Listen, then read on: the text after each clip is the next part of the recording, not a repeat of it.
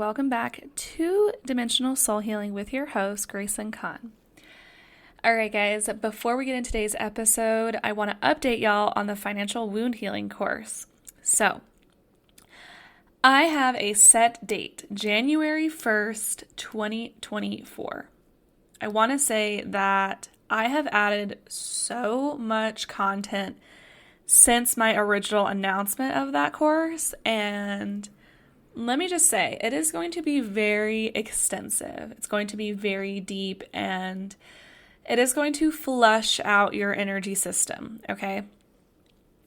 And I want to say you will have this course for life, so you can always go back and revisit it if you feel necessary. However, this is going to change your life. Like, this is going to set a lot of you financially free. It's going to help you get to those next steps that you've been asking for and answering a lot of questions that have been going unanswered for a long time.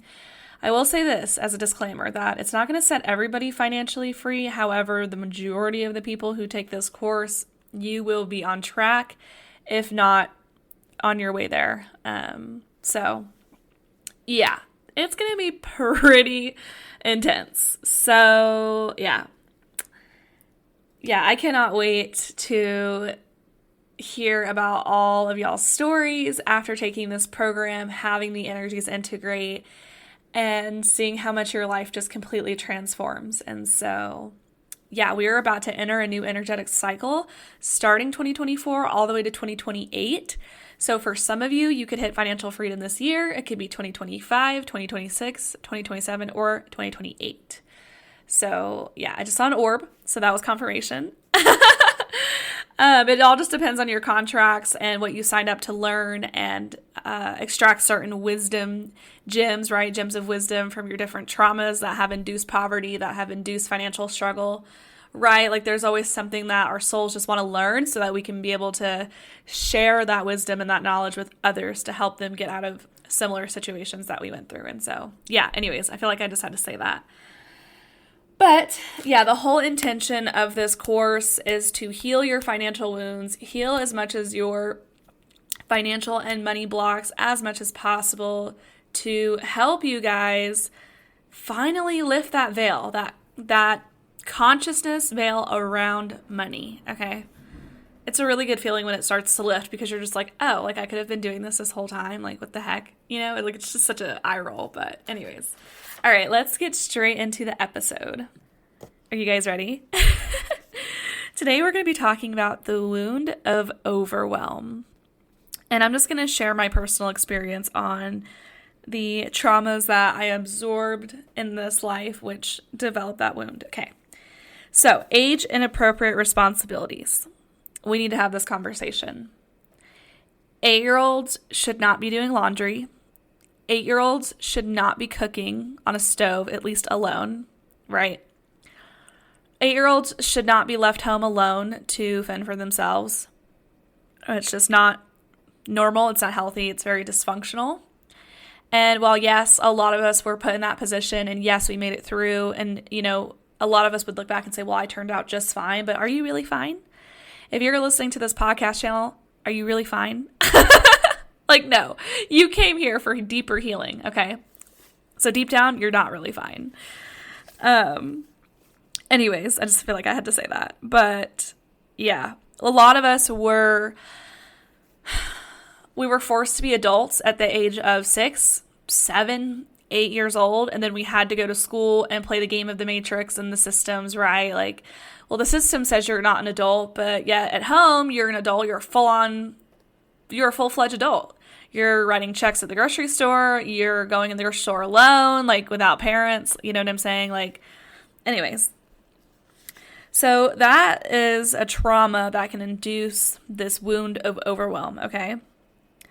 And unfortunately, a lot of the older generations think that this kind of behavior is normal because their parents made them do that, when, hello, that's why we're here. That's why the generational cycle breakers are here and incarnated now. Because we're dead in that stuff right now. That's not happening in the future generations, okay? Like, no. Kids need to be kids. Kids need to be able to experience their childhood to the fullest, okay?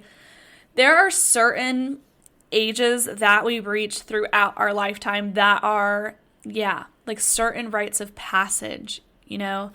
So for women specifically, it's like once you start your first cycle, that is a rite of passage. It is like this rite of passage into the next level up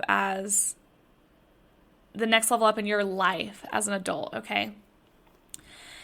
Getting married is a rite of passage. It's like another level of sacred union, right? Like, you know, and a lot of people do get married. I was one of them. A lot of people get married in unhealthy marriages, and you really just don't know any better, and you think that you're just doing what you're supposed to be doing because that's what society told you to do, and it's like, it's a whole other conversation. But anyways, there are different things that occur in our life that indicate a rite of passage. And once we reach that rite of passage, there are certain responsibilities that come with that rite of passage, okay?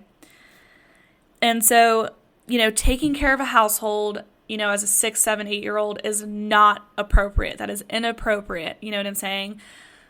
This is why it is very important that we raise our standards and set really good boundaries, healthy boundaries in relationships, because guys, we are the cycle breakers. We are not here to repeat what has not been working. We are here to do something different. We are here to make a different choice. I cannot express that enough, okay? When you make a different choice and you are breaking generations of toxic, dysfunctional, unhealthy cycles, that triggers everybody who comes from the generations. That goes for your parents, that goes for your grandparents, that can come from your aunts and uncles, it can come from your cousins, it can come from your sisters, your brothers, it can come from everybody at all angles. So just know that setting boundaries can result in you being disliked, and that is okay. That is okay, because guess what? That means that you were the only soul in both bloodlines, okay? Coming from both bloodlines, you were the only soul that was brave enough to do that work. Like, I just want to make certificates or something, like like awards, like congratulations for being a badass. Like, you were the only one to do this. Like, congratulations, I'm proud of you. If nobody has told you that today, Grace and Con, I am proud of you. I am so proud of your soul. I'm proud of you for being brave. I'm proud of you for overcoming all the crap and the drama and the challenges that come with setting boundaries with toxic family members, cutting them off, right? Having healthy distance within relationships, with them moving forward, right? Like, that takes courage. That takes strength. It takes bravery. It takes confidence. It takes so many different things. And you are the one that is going to do it or have done it. So I'm here to say I'm proud of you. So, yeah. Anyways, because sometimes, like, I really just want to say this too. I want to add on this little side piece, which is sometimes it's really your own family that they just, like, want to see you suffer. Like, they want to see you suffer subconsciously because they had to do the same thing, like, with their upbringing. And so it's like seeing you want to succeed, seeing you want to network, seeing you want to, like, participate in higher up circles is very triggering to them, because it triggers their, like, pseudo savior egoical persona of, like, well, they're not suffering, so I'm useless. I'm a nobody, because they don't have a sense of self, right? Like, they don't know who they are. They don't love themselves. And so you having a higher calling is going to absolutely trigger the fuck out of these people, okay? Just be aware of that, and just be aware that healthy boundaries are necessary. Being disliked might be necessary for your journey. You know, and the highest vibration from certain people. Just saying. I feel like that is not talked about enough. I feel like there is such not a skewed perception, but I feel like there's such a limited conversation. Like, there's a lack of conversation about what it's like to break cycles, to work your way up the ropes of success for yourself, and existing in a higher vibration, in a higher consciousness. Like, that comes with the expense of cutting off people. It comes at the expense of having the smallest friend circle you've ever seen in your whole life. It comes with having absolutely zero family members that you came from to talk to, because nobody is wishing for your success. It's like when you want to share your success, all they want to do is shit on it. And you're like, well, why did I even share it with you in the first place?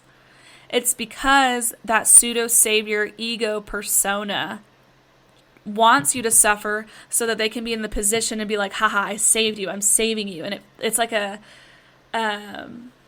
energy siphoning cycle. It's like they can siphon your energy when you're suffering, and they can't do that when you're successful. And so anyways, I just feel like I had to talk about that today. All right, moving on. Other forms of traumas that can induce this wound of overwhelm is abuse. That can look like any kind of abuse: sexual, physical, emotional, mental, verbal. Life-altering loss or change. So like having to constantly move.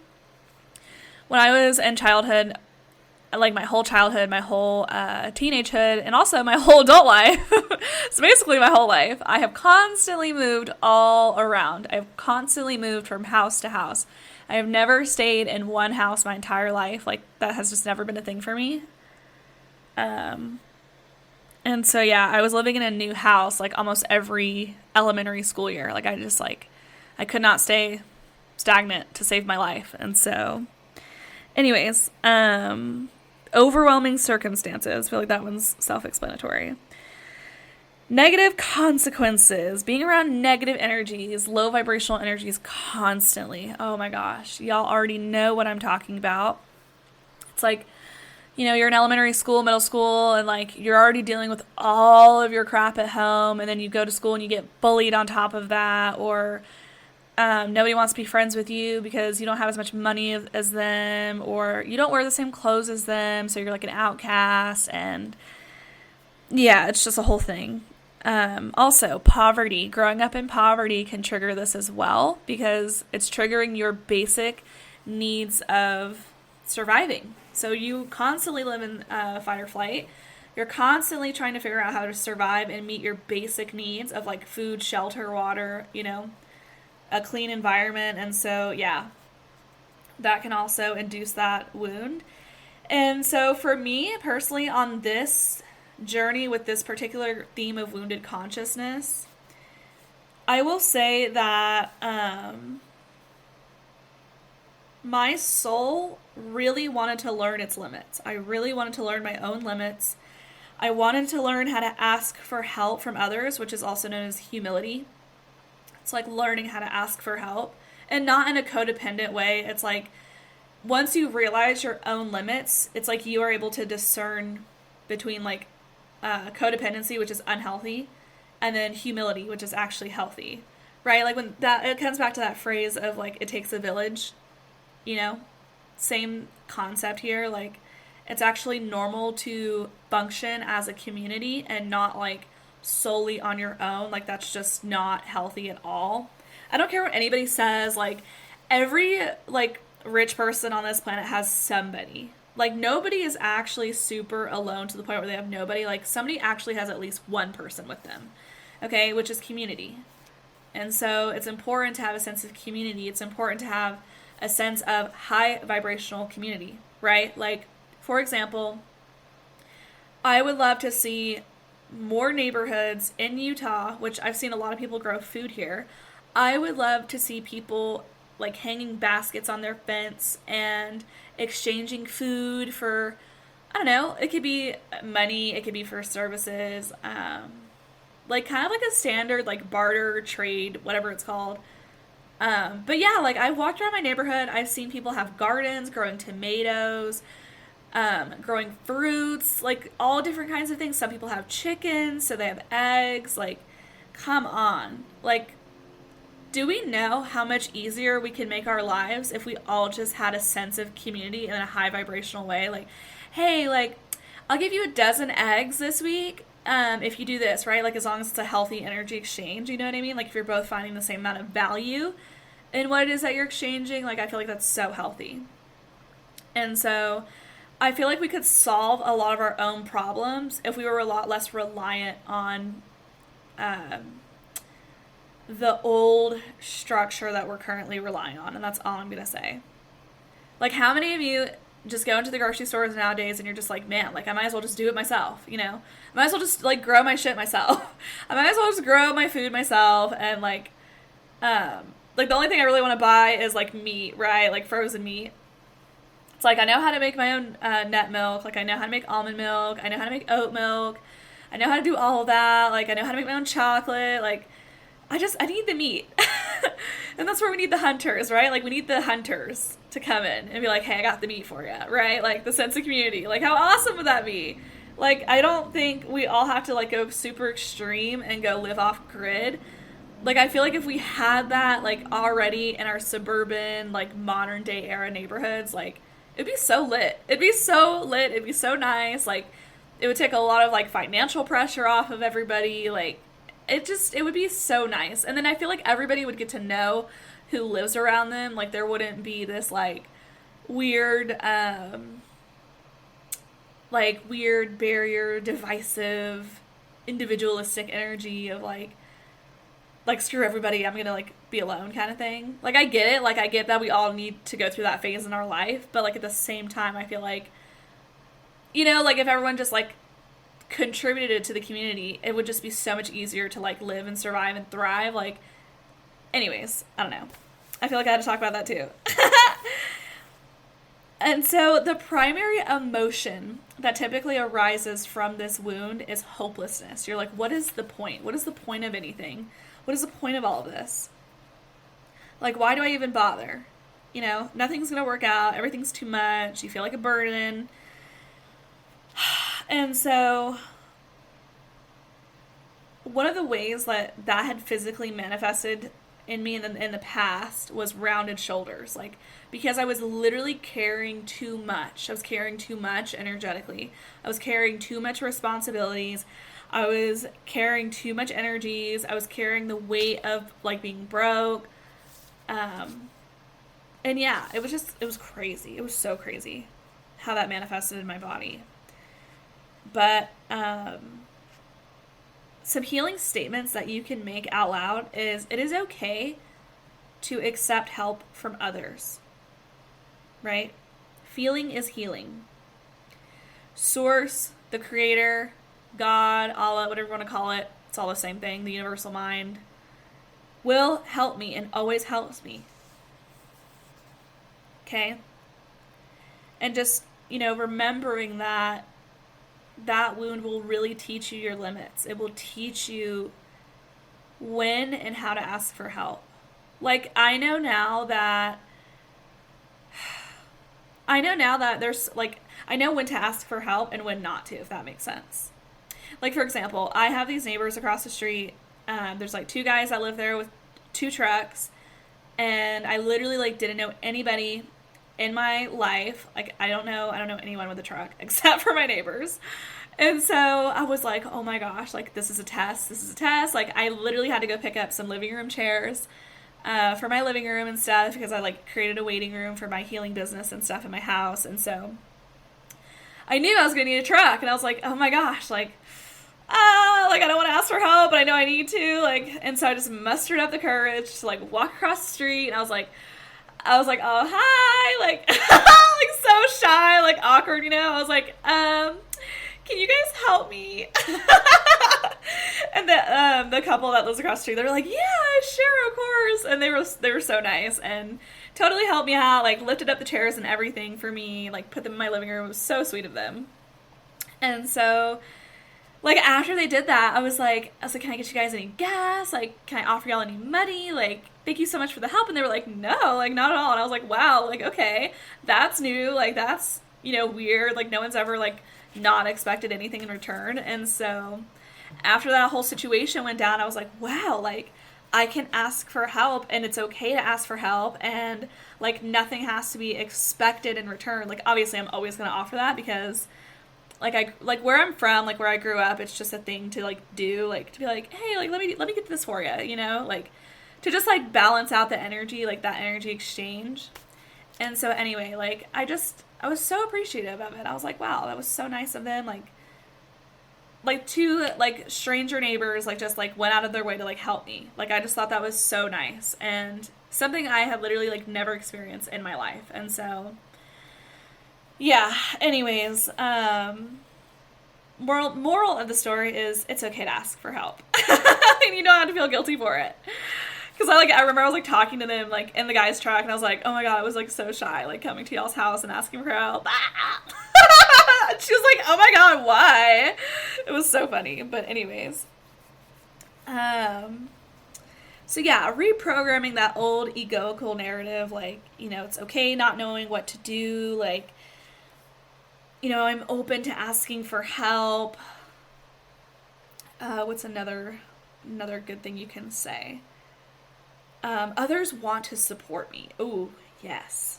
That was like what I learned from that whole situation is that others are literally willing to support you. Like with no negative intentions, with no hidden agendas, like no weird intentions, you know what I mean? Like I feel like that's so important to talk about because I feel like when you grow up with, you know, this particular like set of consequences, like set of sequence of events with this trauma, it's like you grow up and you think like if you ask for help that there's like a hidden agenda, right? Because you've just been so overwhelmed your whole life, like you just don't know how else to think, you know?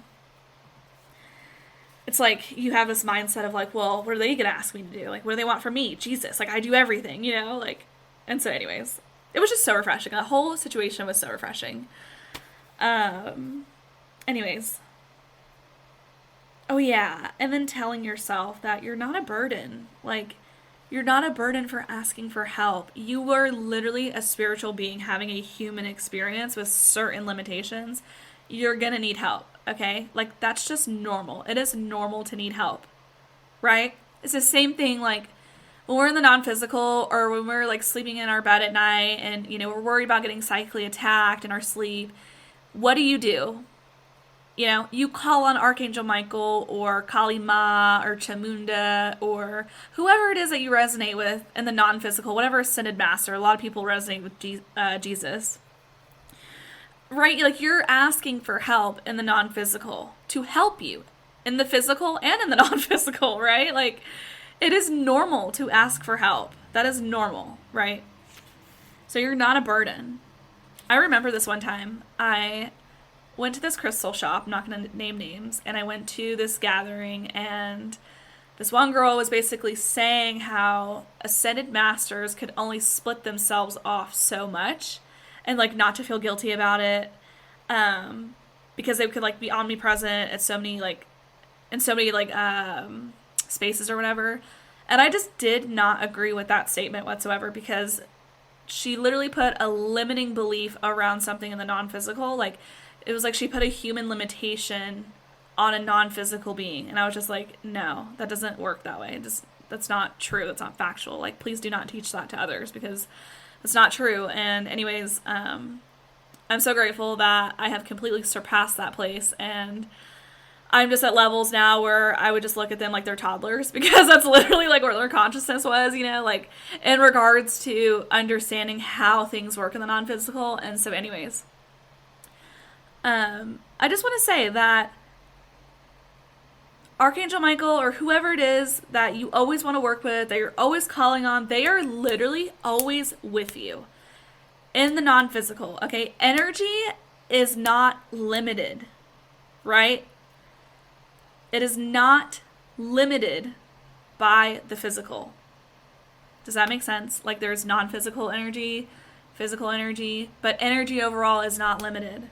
You know, you can invoke source energy, creator energy, God energy at any time, any day, any place. Okay? It is not limited by the physical. You do not have to go to a building to invoke that energy. You can stay in your bedroom. You can go in your kitchen. You can go outside. It doesn't matter where you are, what you're doing. You can invoke that energy at any time. Okay? And so I really just want to say that, like, you're not a burden.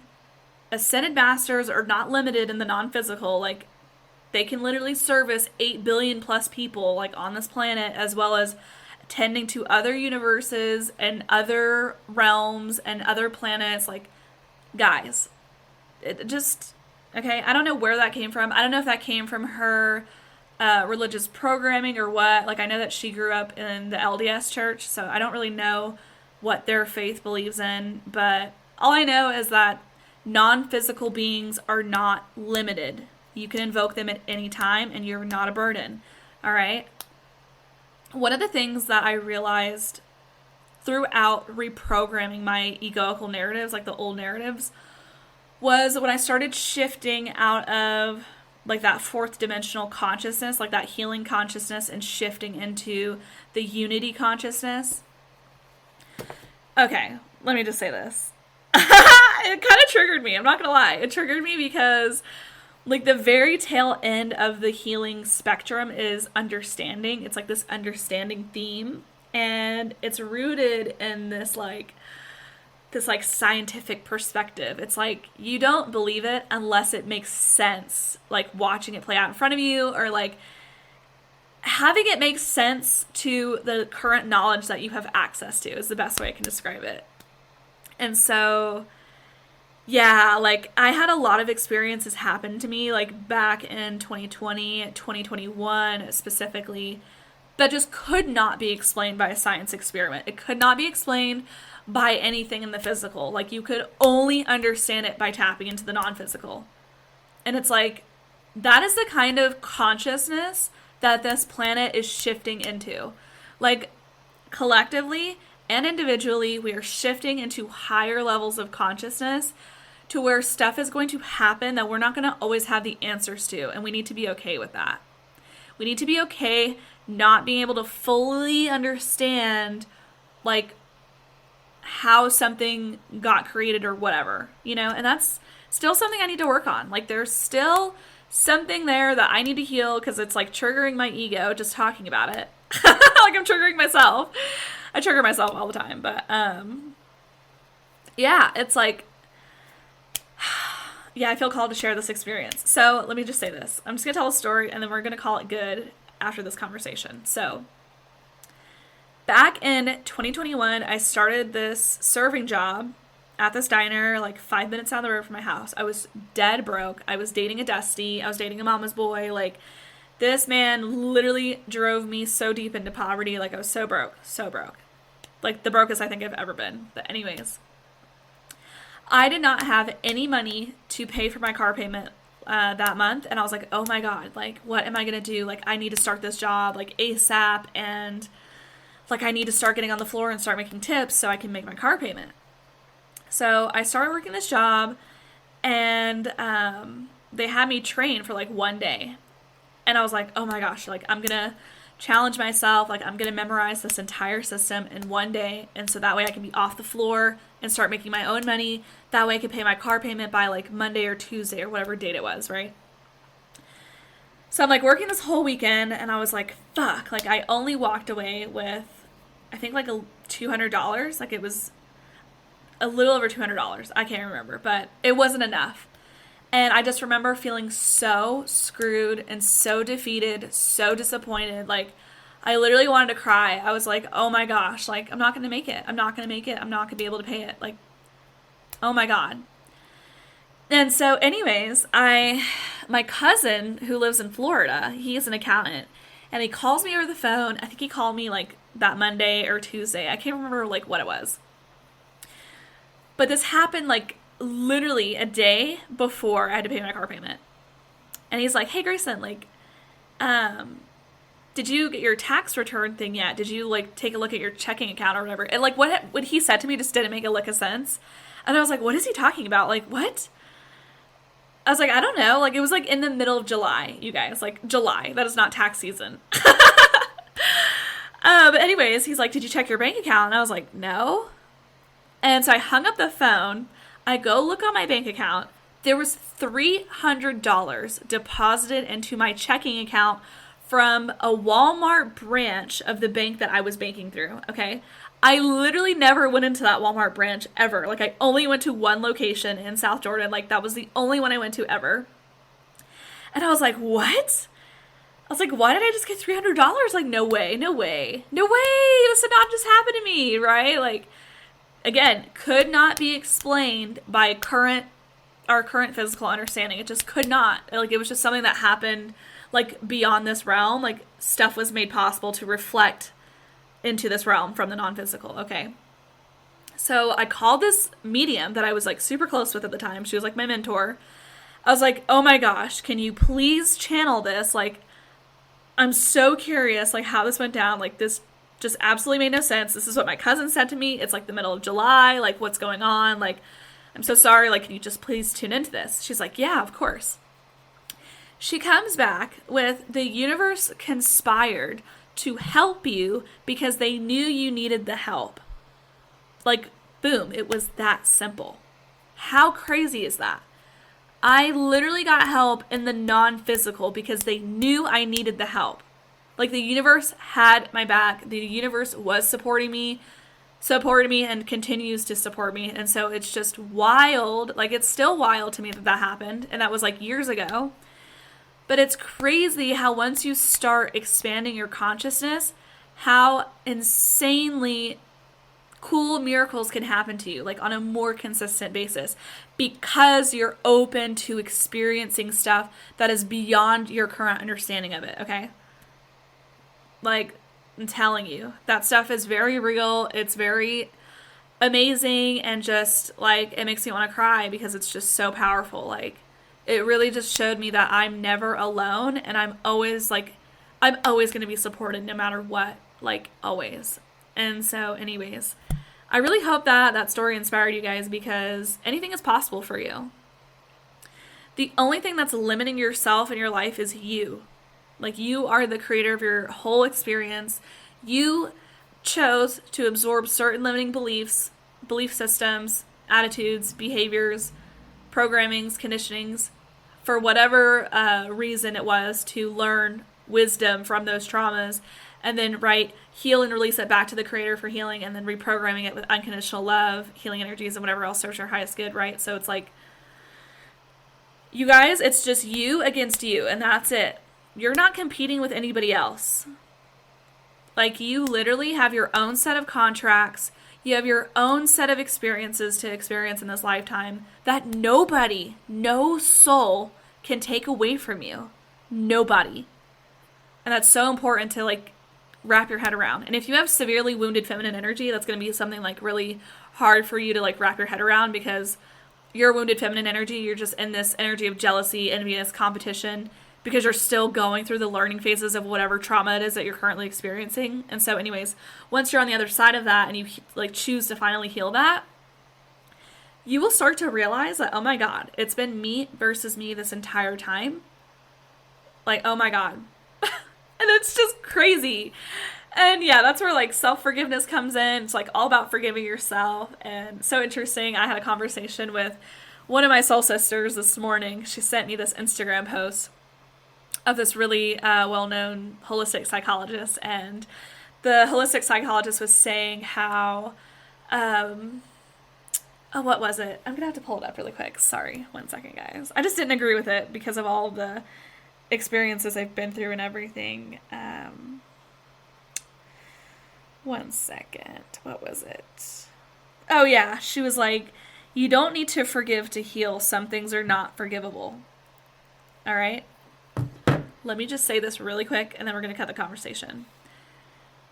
On the highest level, this might sting a little bit, so come back and re-listen to this, because it's going to trigger some wounds, your ego. It's going to trigger a lot of stuff that is just, it needs to come to the surface for healing, and it's coming to the surface for you to stare at and for you to let go, okay?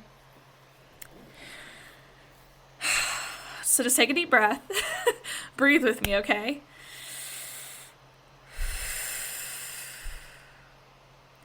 On the highest level of things, there is nothing to be forgiven.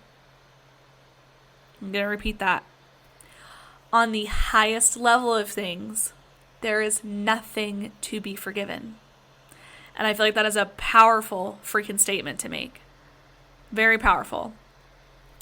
And I will say this because every single time I have done my own healing sessions, like, you know, I've gone to my, like, a different regressionist or whatever, I've initiated healing sessions by doing my own healing sessions with my clients. I have done my own healing work, like my own inner work alone, time and time again. All you're doing is forgiving yourself. You're not forgiving the other person. You're not forgiving their higher self. You're forgiving you. You're forgiving you because you chose to experience everything that it is that you're experiencing. Okay? Everything. You chose to experience all the pain, the trauma, the challenges, the hardships, the good, the opportunities. You chose the good and the bad, quote unquote. The quote unquote good and the quote unquote bad. You chose all of it, okay?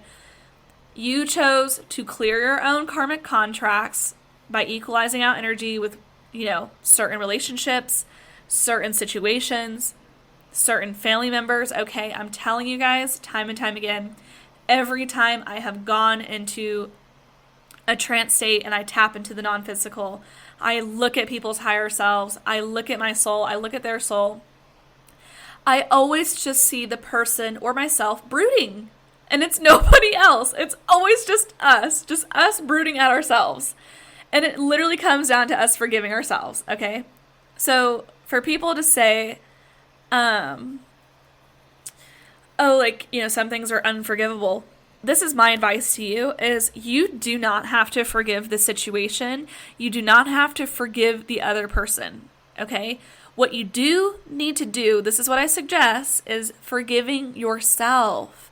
Forgiving yourself, visualizing your higher self and their higher self. Listen, our higher selves would never wish harm on one another, okay? Never, ever, ever, ever.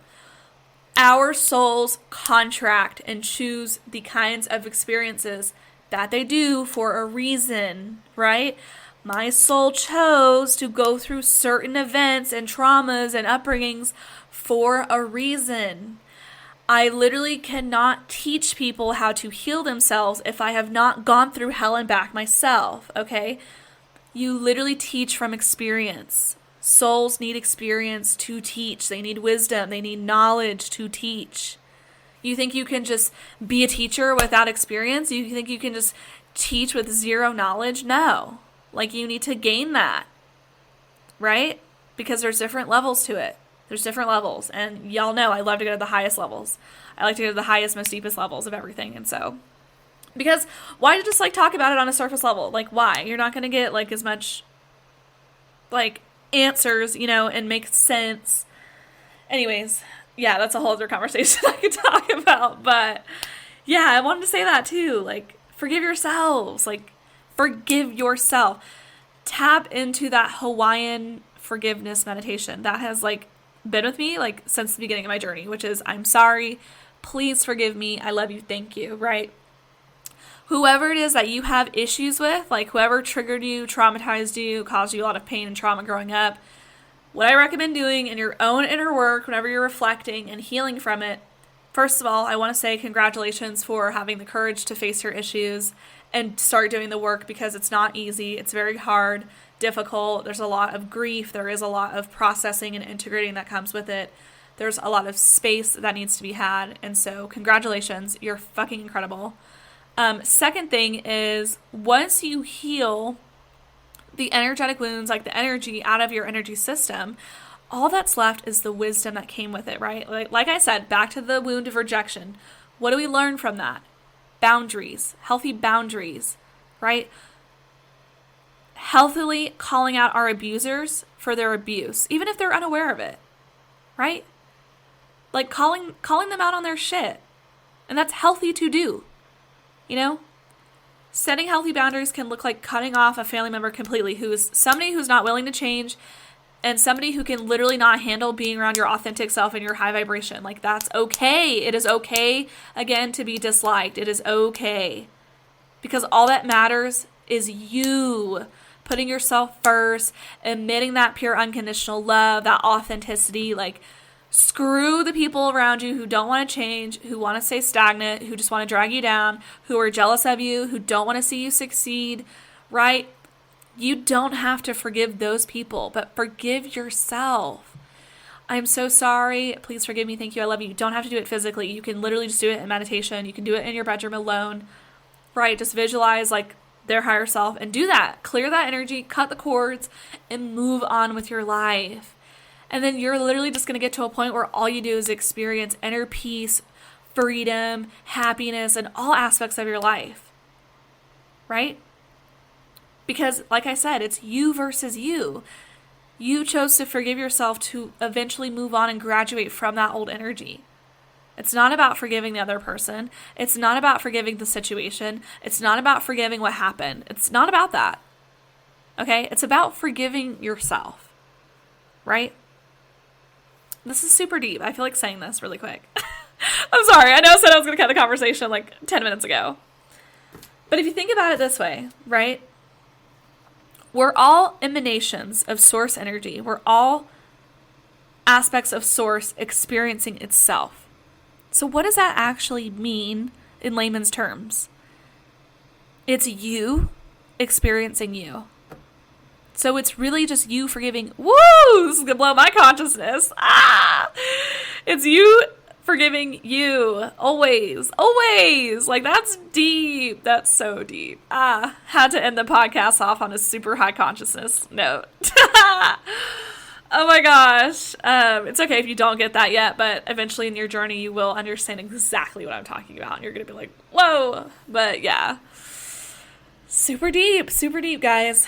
Anyways, I'm going to call the conversation good here. And I'm just going to wait for the next podcast episode to discuss the next theme of consciousness. Ooh, I can't wait. We're going to be discussing loss. Okay, I didn't really have a super big experience with loss in this lifetime. I would say it's about medium. So that won't be a super long conversation, but yeah, I cannot wait to finish discussing the last 3D wounded themes of consciousness, because I literally want to help you guys shift. I want to help y'all shift into the new year, into a higher consciousness. You guys got this. I love y'all so much. Thank you for showing up and doing the work every single day, every week, or every month, however often you attend to your spiritual hygiene. I'm so proud of you. Keep going. Don't give up. You're almost there. I'm telling you, your dream life is just right on the other side. It's right on the other side of all your stuff. So, yeah. Anyways, thank you guys so much for being here. I love you so much. I will see you guys next Sunday. Bye for now.